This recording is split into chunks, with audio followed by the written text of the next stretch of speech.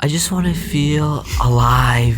I want to dive into myself and be with who I truly am. Because beyond this body, beyond this mind, there's freedom. We're just living in a box. When I look up at the sky, I cannot see beyond my vision. When I think, I cannot think beyond my head. And when I want to express what's alive within me, I cannot make a sound beyond the box I live in.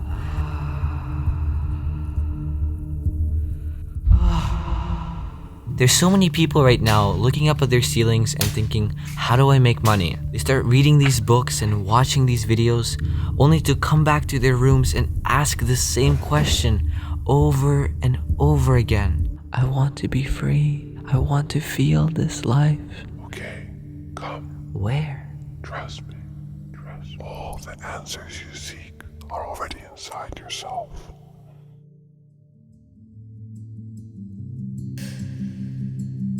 I haven't met a human being in my life that was able to tell me that they didn't need anything beyond themselves. There's always something external for us to get, right?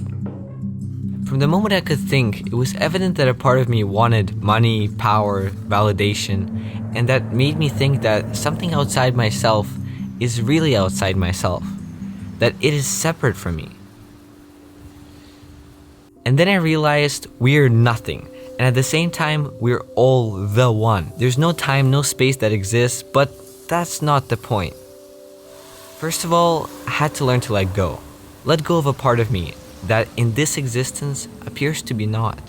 Right now in this body, I can clearly see the line between me, them, and it. And as long as I keep holding on to wanting it or them to be me, I begin to lose myself and the reason I'm here. And that is to be true.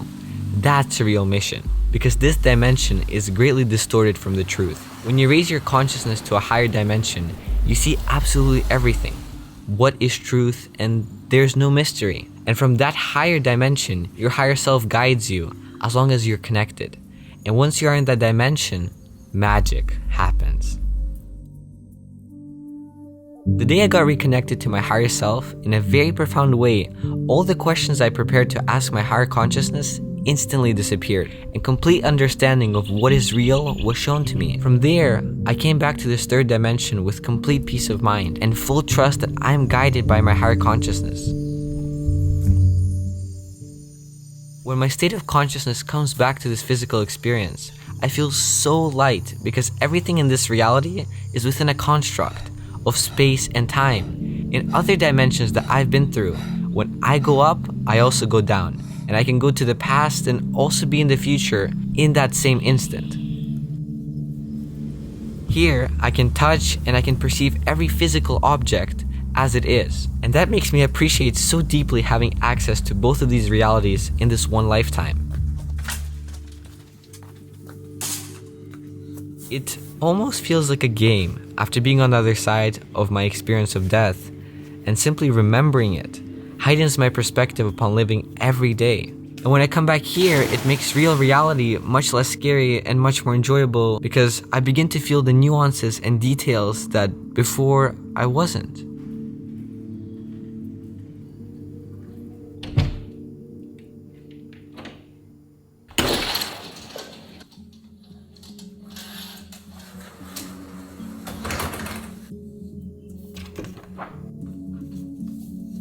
I always wanted to live in a big city and have a personal chef, a fancy apartment, and didn't know why. What was the end goal of all of this? And was that what my entire self wanted, or just a part of me? And then I came to realize that it was a part of me that was disconnected from nature, from other human beings that love me just the way I am. I can't imagine living in a big city after what I have experienced. And I got the calling to surround myself with nature and be in nature.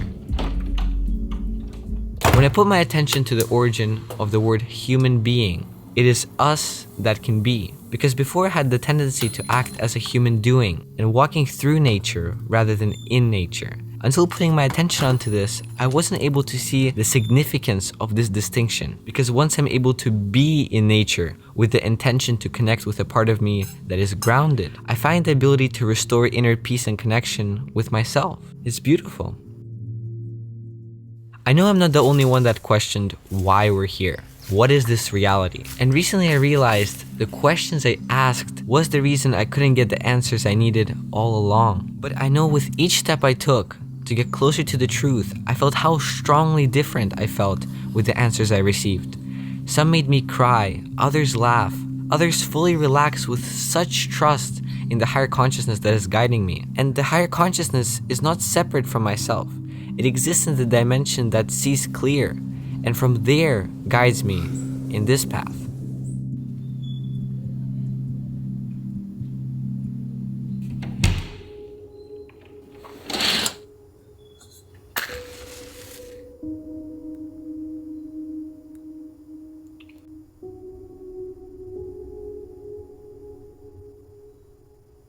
We're all on a frequency. Think of it as a radio station, and based on the frequency you're on, you're able to experience what is on that state of vibration. And I have been able to uncover a set of tools that raise my frequency. Two big ones were plant medicine and music. In my recent ayahuasca ceremonies, I was so touched by how music allowed me to connect much more profoundly into the process. And after the impact it had on raising my vibration and serving as the memory to tune into the higher frequencies was very eye-opening.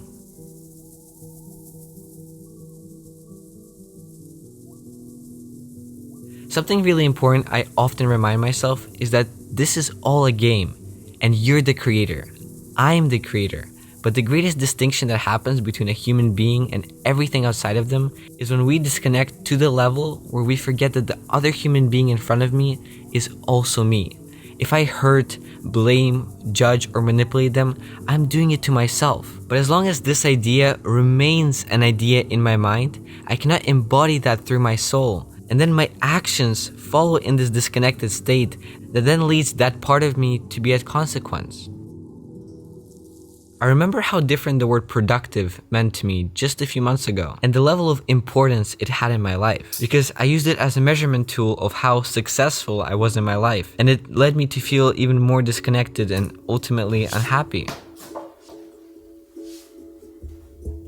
Because if I would have mattered it off to my state of consciousness, I would have spent much more time experiencing rather than believing I'm not enough until I do or get something outside myself. Recently, human connection became a very prominent element in my life. Prior to that, I didn't put much significance upon the interactions I had. Much of that came from treating life as an adult, which is a construct and it isn't true, nor is being a kid. All along, it was about being myself, and from that state of connection, create my life of adventure. Each of us gets an environment, an external circumstance, and as long as you keep connecting to your higher self, you will see that potential you have within that allows you to alter the external environment that you're in. Because you were born with a gift. The gift of having time, the gift of having space, the gift to have something in the first place, and then see that you're able to manifest anything in this existence. And after you nurture yourself and expand your consciousness, you can give from within yourself. The talent, excitement, the joy, and the pleasure is internal. Ayahuasca! Ayahuasca changed my life. It changed the lives of all the people close to me. It took me through death, and it taught me to dance. It showed me that I'm one with everything, and it taught me to let go. It raised my frequency, and it helped me feel to vibrate. It awakened something within me that I couldn't have had awakened myself.